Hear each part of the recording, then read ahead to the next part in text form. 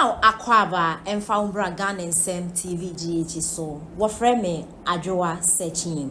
What is NDC for so can say yen running elections? It will never happen in this country. Mark my words.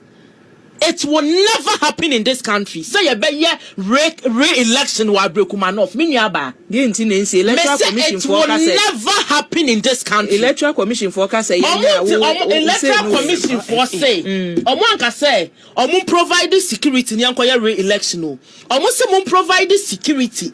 Na yenko declare Ablekuma North. Minyaba. Shama men kancho. This is the time I was say my sorry.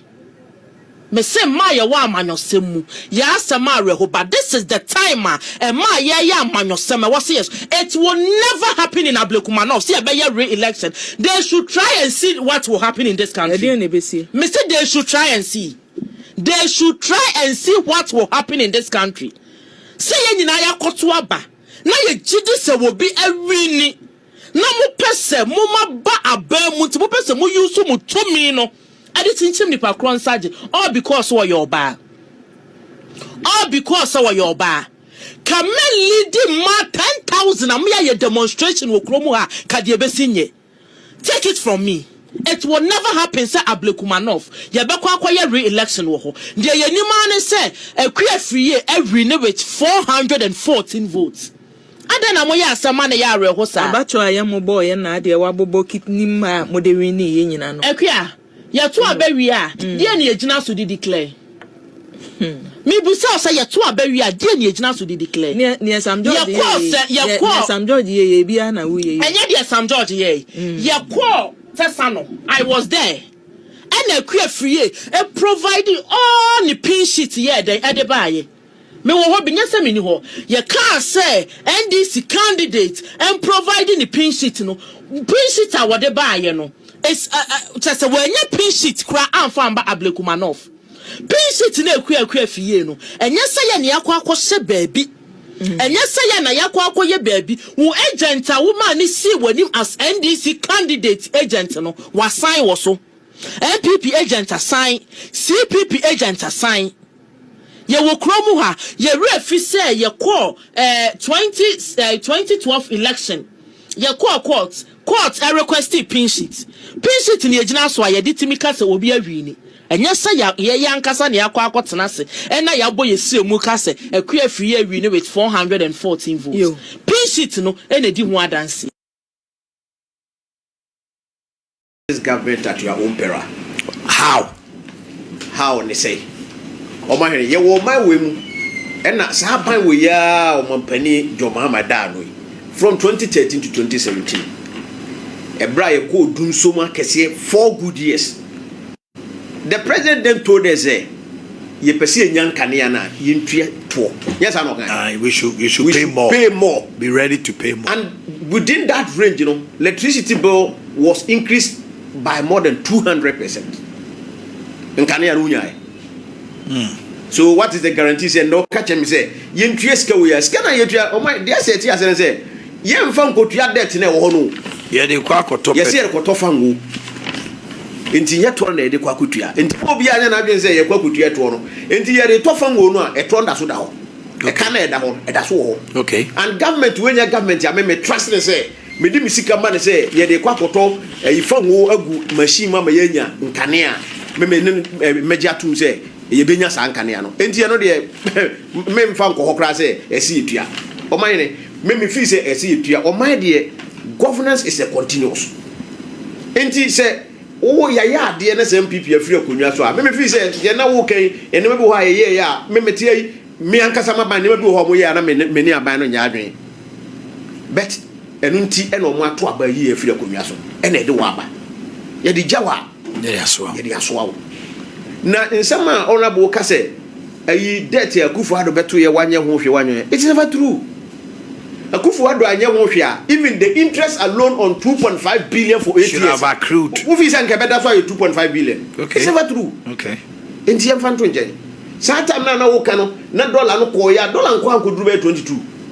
Na sa time later. Yeah, dollar per cedi. Of course 2022 there. I got 22 series. What remember? It was later which went to 23. Yes. Per liter. Yes. $17 2017. Na saa time no hwe say the accumulated rate no kra no is kakitwa. Enti ona boka say Akufo-Addo anya ho bibia is never true. Untumi nya ka ho for 8 good years. And some the same okay, so what is the interest that has accumulated? Exactly, so it is never true. Omahene, they na ona boka say Ofuriata wa haye na die Ofuriata wa haye. Oh, me only obisa question. Wa haye de ba kabi. But me investment back bia. Me se ba mo fa investment back bia ba. When I say wa haye or haye. I just make a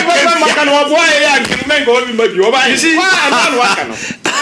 the honorable the question maybe that until no motive opposition they were not aware about these things. John Jinapo then e ka kire yen say yentumi o say o man say the mawa na say we leader nya fe na we complaining. You resolve the issues. Yes. Now even the inefficiencies now all can say and no na boy can about 40% your electricity your generating your distributing the car hono answer ye nwie kura no now waste 40%. Waste 40%. Doesn't make sense. And he told us he was going to use 100 days to fix the inefficiencies. So what has changed? On you so 100 days na wa twam no na onyi sa inefficiencies no fio no oma ya somunwe na driver for ho ntomo. He can do it. That's why he told us that he will do it. Honorable Ato Force in catcher and say Ghanaians cannot pay the inefficiencies of ECG with tariffs. What has changed? What has changed? And this is nipa kroye mo transna mo kan niam we nyina opposition. Na omahene media ya na oma we da bia meka na e me say ye wonipa bi wo oman mu a na me di buo ne ayi mo kasa bi nim so mo authority o mo atwiri mu dore de until now you are more to me than me say obi anya obi a. I'm telling you. I tell you be be attorney general. One the deputy same sign. Aye. John Jinapoyi. Tadio sorry mo. Me the way man na me see me hu san krofo we mu no. Sam George the oyeye. Hwe okuje to abra kwa the oyeye. Utui fa ne pen ne Facebook o see ma close to the whole embassy ne country. What close to Ghana down? US. Without consulting anybody. What kind of governance is this? But he came to say that the president supports the president what support he did. President in support. And even American on to make just oh boy the correct. President support is far. Facebook go to US embassy. An officer president who knew my oh just ask them can no yet. I am trying to dear. And you know the pressure I dare you him be. Amamudi. Enti o ma he de make 1 minute now we go on. E cannot honorable cano. E see etua. And I see etua the other now. Not at this level. At what level? Me say ye stress what was it? Okay, to 1 city no visa swana. Emra be a gallon so. Emra gallon. Yes. But about gallon so they will not get a 4.5. Oh unya say they should manage it. And it already on a gallon. Ye tia 4 city 20 pesos. No one can say a person etua 4 city 50 pesos Me say we are not prepared. Already we are paying 4 city 20 pesos on a gallon. Yes. 4 cities 50 pesos ne be kan wa. Ghana ni be etua 8 cities 75 pesos. But ye tia 4 cities ne dada. And you see how many 1 city be kan wa.